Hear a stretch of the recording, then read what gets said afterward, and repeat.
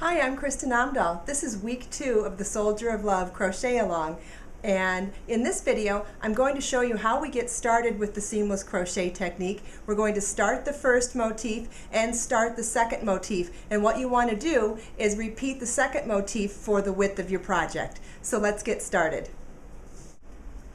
Okay, so I've tied the yarn in a knot onto my hook, and what I'm going to do is start with a chain 11. So I'm going to chain 11.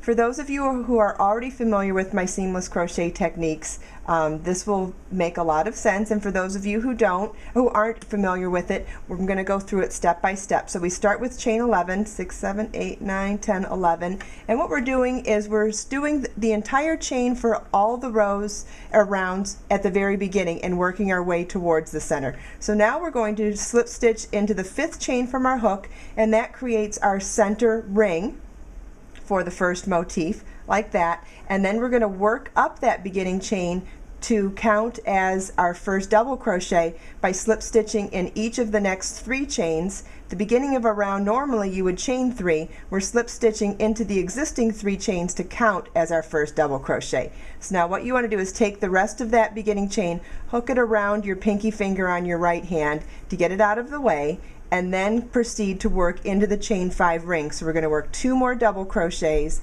into our ring,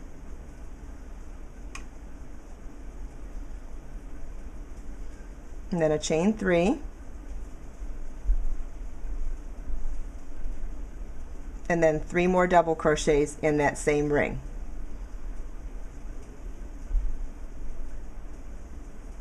Now, in a traditional crochet motif, we would complete this motif and cut the yarn before going on to make another motif. In the seamless crochet technique, what we're going to do is only work this one partially, then begin the next motif, work it partially, begin the next motif and work it partially, and then come across and complete all of those motifs at the top of the row of the motifs. And that'll make more sense as we go along. So at this point, we're going to stop this motif in the middle and begin our next one. So at this point, not cutting the yarn, we're going to chain 11.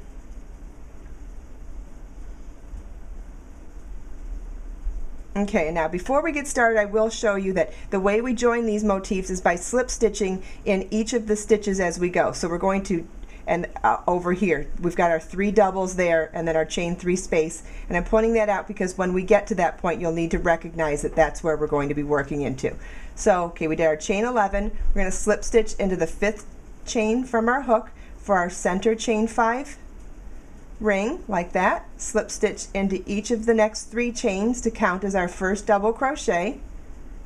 Okay, so now at that point, at the top of that first double crochet, we need to slip stitch to join it to the previous motif. So we're going to move this chain 3 out of the way, insert our hook into the top of the last double crochet worked on the previous motif, and slip stitch as a join. And then we're going to work back into our chain 5 loop on this second motif, or our current motif, work another double crochet, and then we're going to go back now and slip stitch to the next double crochet on the previous motif as we're joining them. Then we're going to work back into the chain 5 ring of our current motif and work our 3rd double crochet. Then go back to the previous motif, slip stitch into the next double crochet to join them.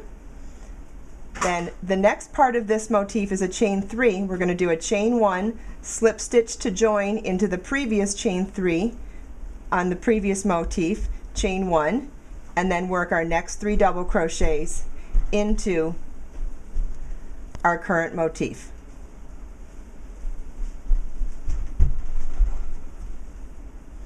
Then a chain 3 and 3 more double crochets in that same chain 5 ring,